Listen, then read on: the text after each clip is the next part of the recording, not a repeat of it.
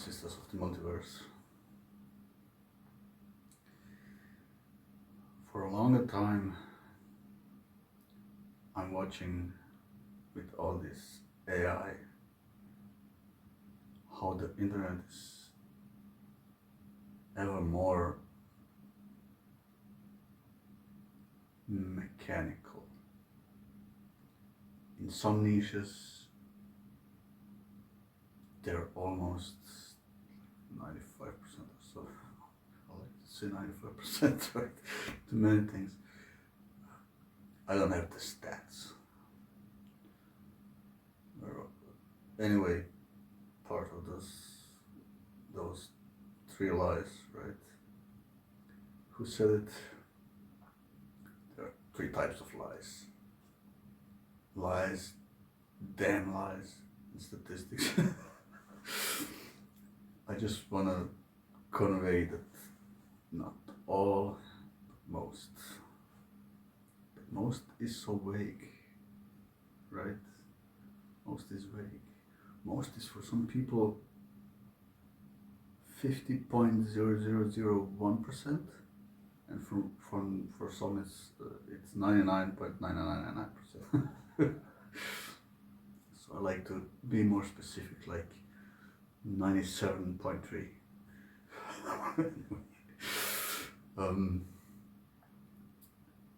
Many videos are, let's say, in those spiritualist realms, and yes, you're chosen, you're enlightened, you're such videos, right? It's mostly AI generated. They're never experienced.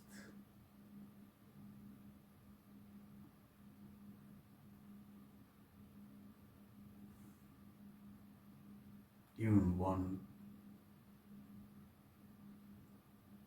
level of,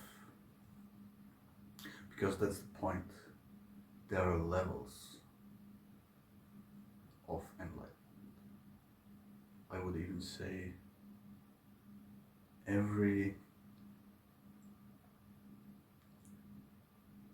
step of higher and broader and more complex understanding is one of those levels of enlightenment.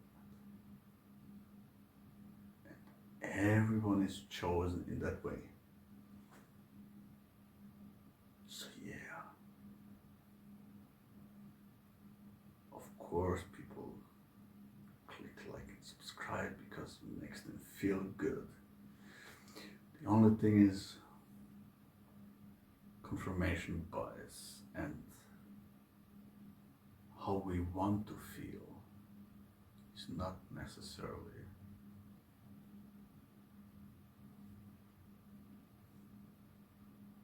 any objective truth, right? Not even close, mostly.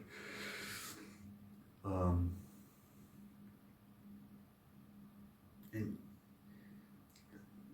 the problem is not that they feel good. You all like to feel good because feeling good feels good. It's just for some people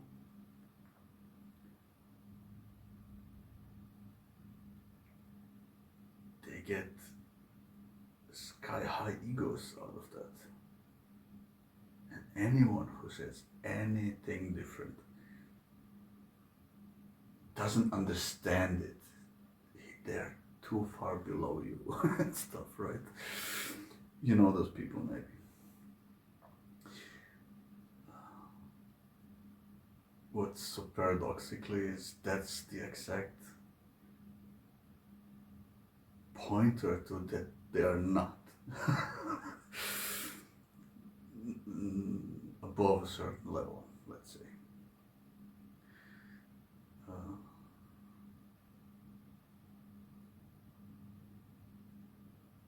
But that's also a pointer to the sad truth and realities of many people's lives. They crave it so much, because they don't get that acknowledgement in their immediate surroundings, be it at home or from a partner or at work or friends or whatever.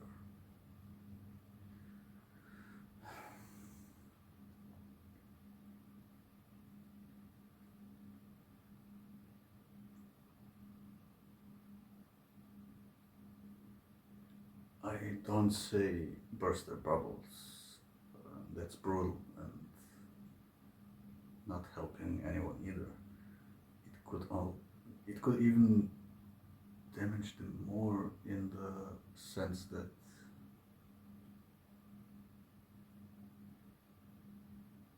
with that mindset, you're proving them that they are and you're not.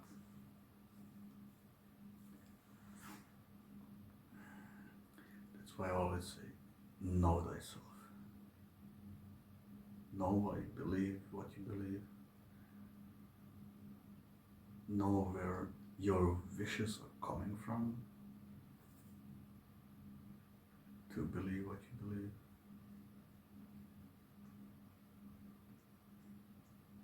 We are all different in terms of that's left brain, right brain. I know it's overdated. It's dated. And neuropsychology know better nowadays how that works. But what I wanted to say is some are more analytical, some are more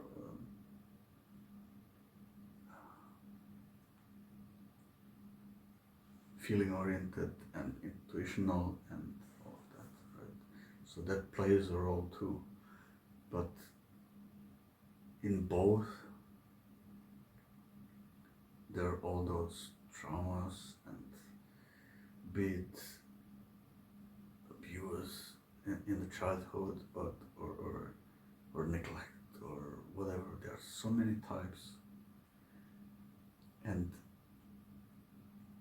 so many levels and factors that in essence there are so many combinations of all of those, right? But it's an advantage when you understand it and see it as a whole, and through their facades of wishful thinking about their ideal image of themselves.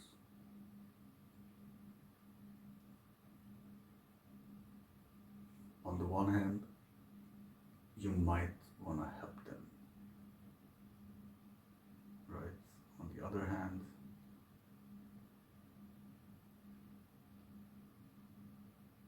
we are not all psychologists, and we could do more harm than good with that.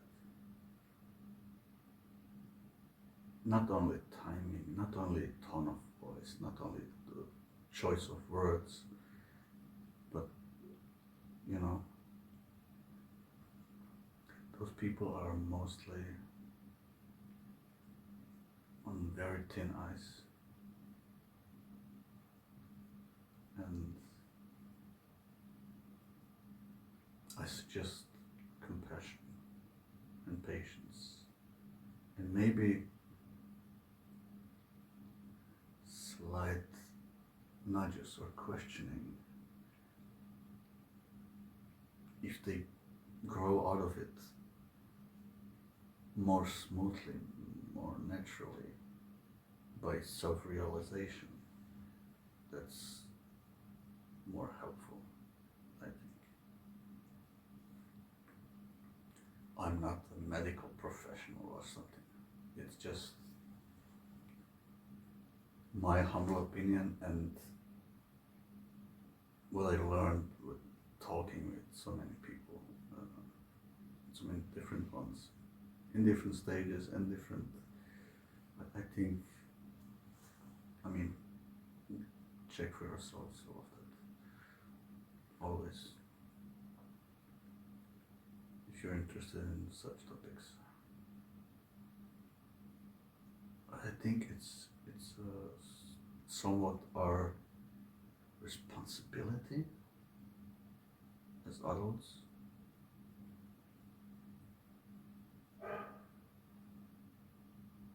to those we care about around us. Those are some basic things that I believe everyone should actually know from a certain age, but no one is ever telling us that.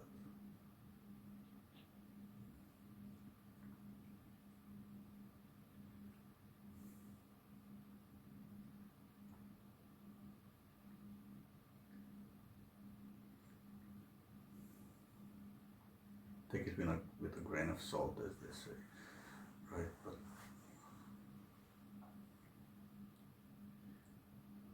what it also makes on a societal level and global, with when there's at least a few percent of them, everyone would know at least one of those. And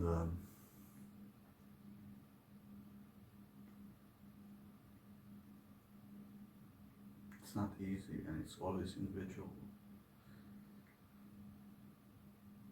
As I mentioned, in circumstances and everything. Psychological white gloves would be preferable, because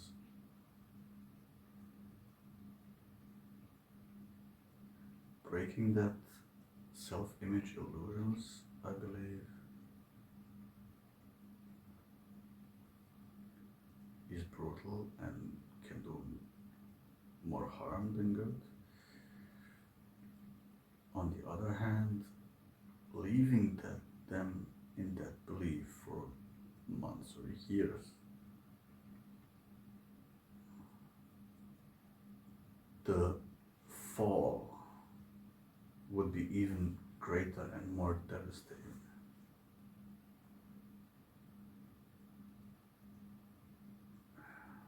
Right? It's really not easy. And there's so many such, not only in this spiritual stuff, but in others also, these feedback loops, right? This is so detrimental.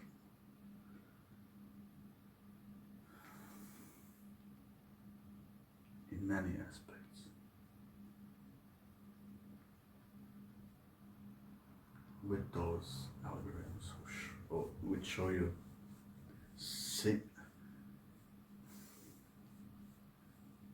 same mindset video type stuff. Not everyone has enough awareness and self-knowledge, and that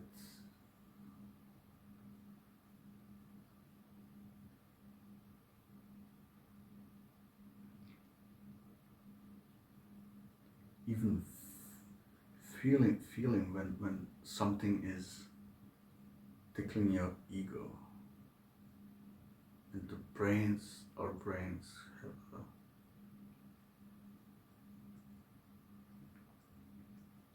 or our psyche can get very quickly used to an idea that sounds good and sounds plausible.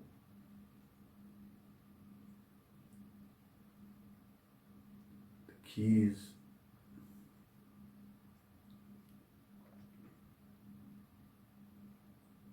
questioning it.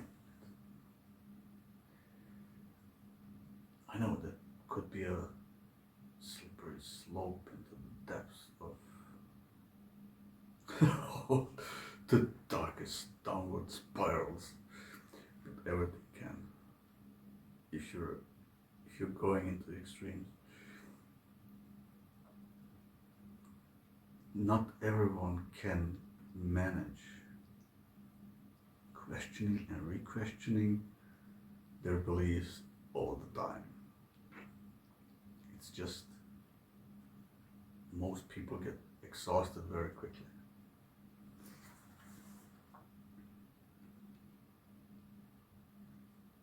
But it's like a muscle you can train if you start early.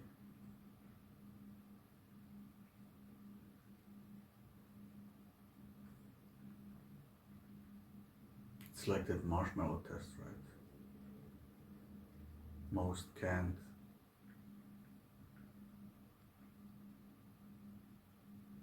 Or wouldn't have the, how should I say, self-control, patience, strength to just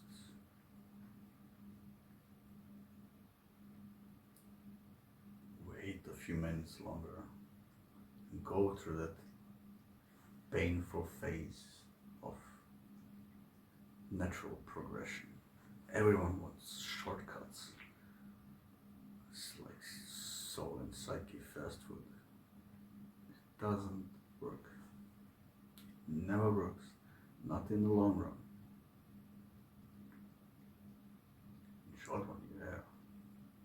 You can chase one after the other and feed yourself. Live on junk food, psychological junk food, all the time.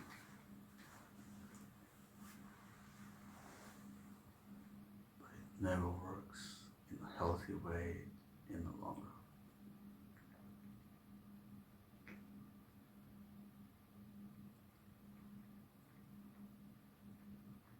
We never had it before the internet. Humanity never had this opportunity before to constantly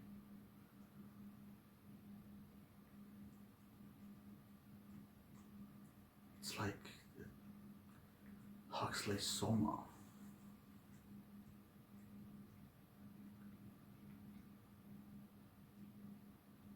Every click on such video who you actually would know would just make you confirm what you want to believe. It's like taking a Soma pill in Brave New World.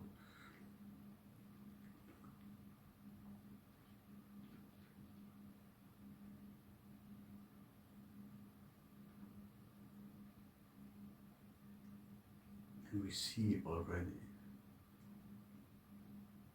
those who are not affected by that see people around them changing who do that. Who start to polite or sympathetic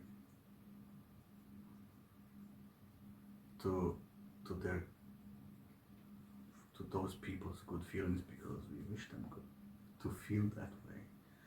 And that's why it's so hard to say something. You sure about that? What if? And such questions.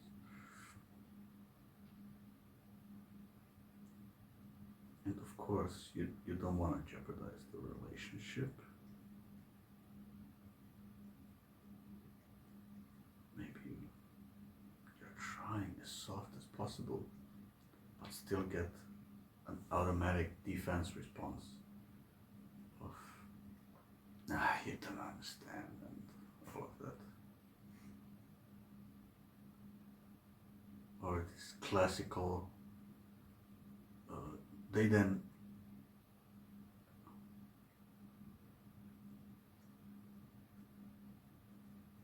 slowly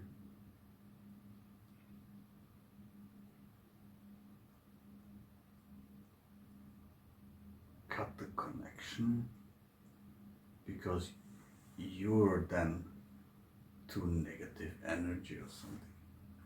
The baseline becomes a high. It's like with drugs. And when someone is just realistic, it feels like they think they're still here, realistic. And that's because they feel you like you're negative. It's like with cigarettes, for example. For a non-smoker, that's the baseline. For a smoker, after a few hits, the good feelings rise and it feels good and you'll feel calmer and whatever. With time, it drops again and then you need another hit. And the more you smoke, this becomes the baseline. That's why you get the withdrawal effects when you stop. This baseline, the longer you're on it, the less and less it feels good. And now you're at the classic trap of addiction, that if you don't smoke, you feel there. Now you need a hit just to feel normal again. That high becomes that high. It's the same with those people. But instead of certain receptors being told you feel good now, they get those dopamine hits and serotonin and whatever. It's the same principle. And they're as less. No, don't.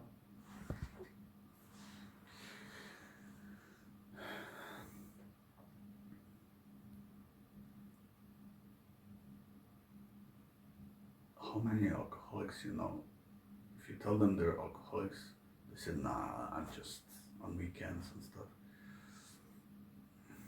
You can't get to them. The psyche automatically puts you in the, oh, he or she just wanna ruin my fun or something. They over exaggerate, all that rationalizations and that view from that point is and has to be that strong, so their bubbles are not bursted at the first comment.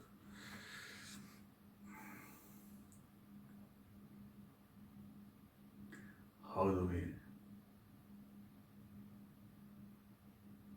deal with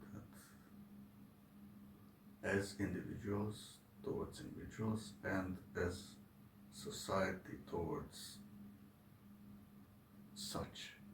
But I don't like those terms, but sorry, I don't have better ones.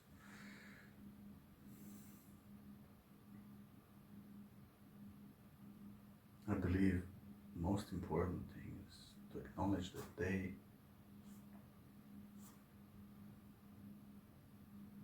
don't get or didn't get in some point in their history those good feelings and got stuck in these cycles. Compassion and understanding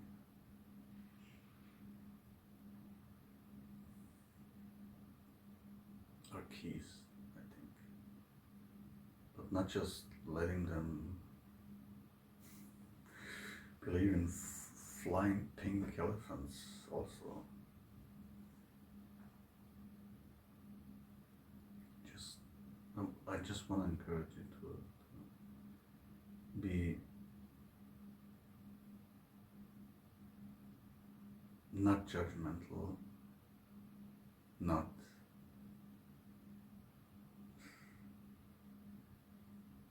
even close to aggressive or something, just understanding,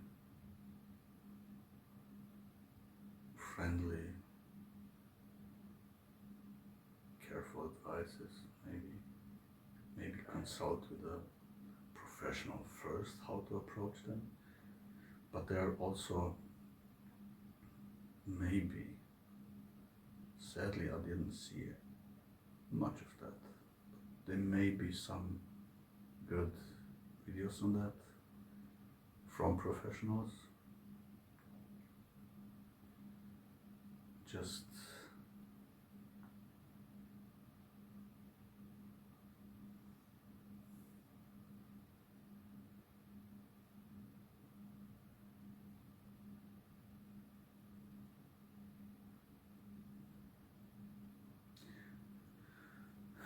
maybe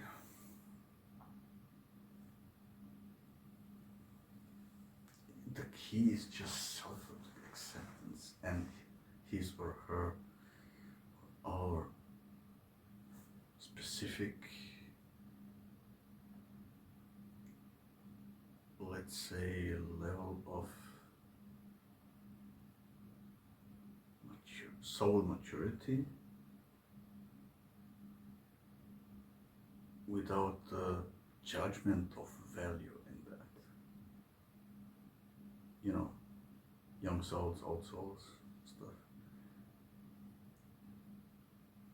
That doesn't make anyone who is still behind, look at this language of ours, behind. Sounds automatically negative, right? Or something less. It's not. It's just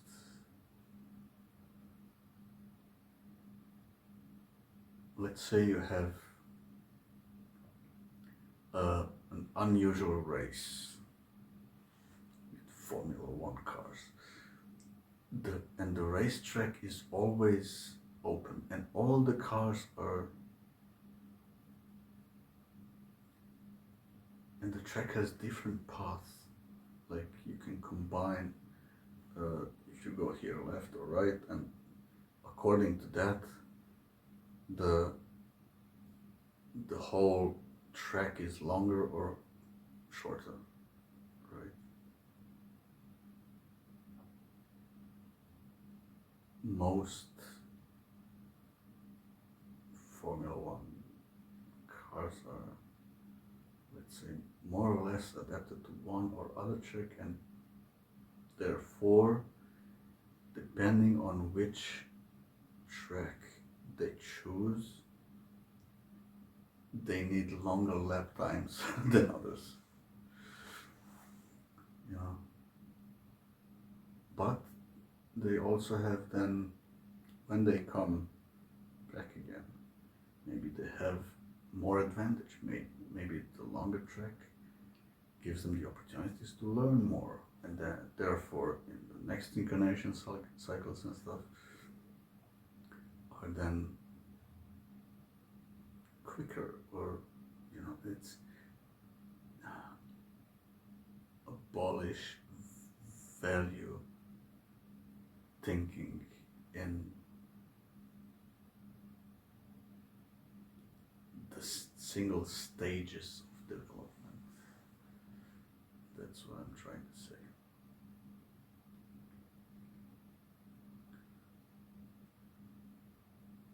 We are all on our individual stages and individual paths. There's not one. Even for two different souls, there's not one. as many souls as there are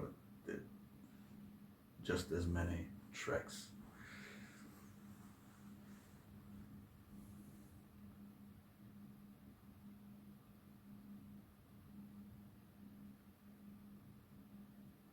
Looking at it from that perspective, it might even be better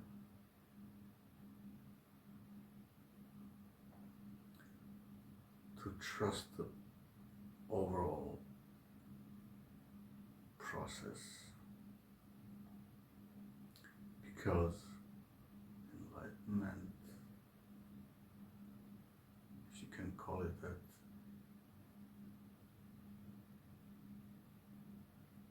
is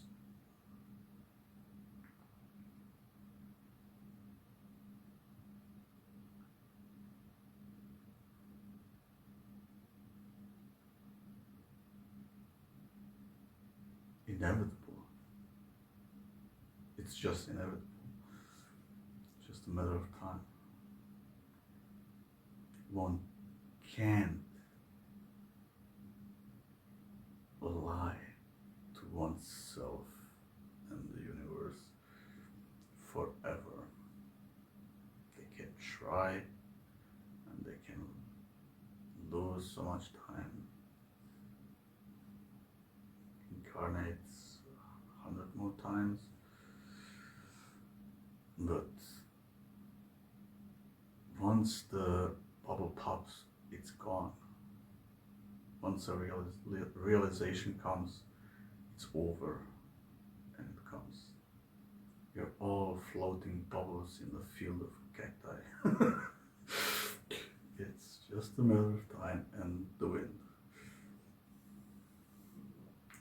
So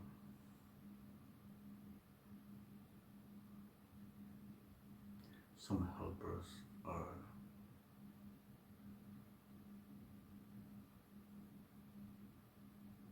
just impatient and hurry too much. And you have to know the difference even in yourself.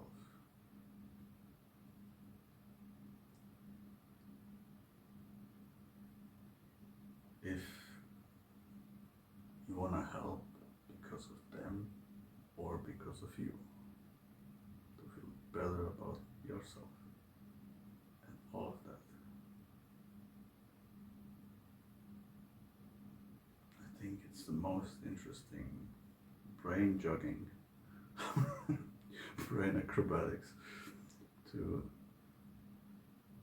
look at all of that from all the possible angles, right? But it's important, and it's, I think it's worth it. It's worth it. You can still live in the moment, enjoy this single ray of sunshine, or the beauty of fallen.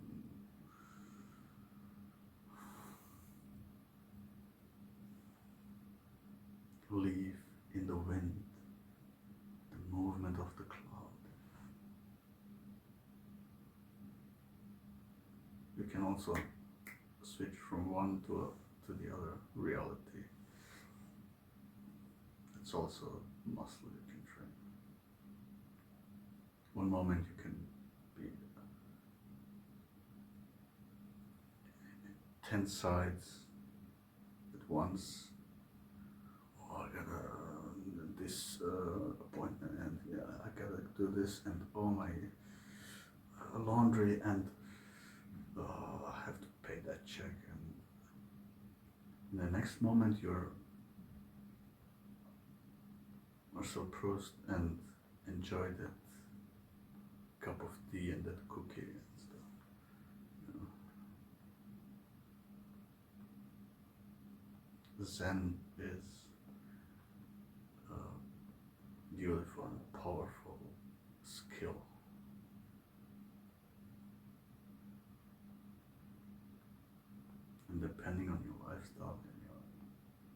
circumstances can't.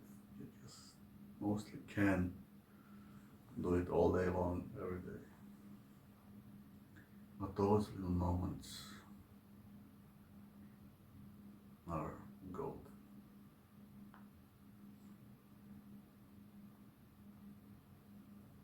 Right? You're a master of that. Right? You have to think about it. You can learn much from that fluffy creatures.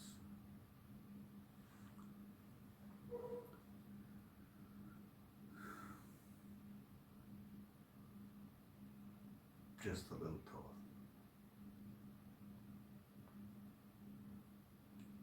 Love you, brothers and sisters. See you soon.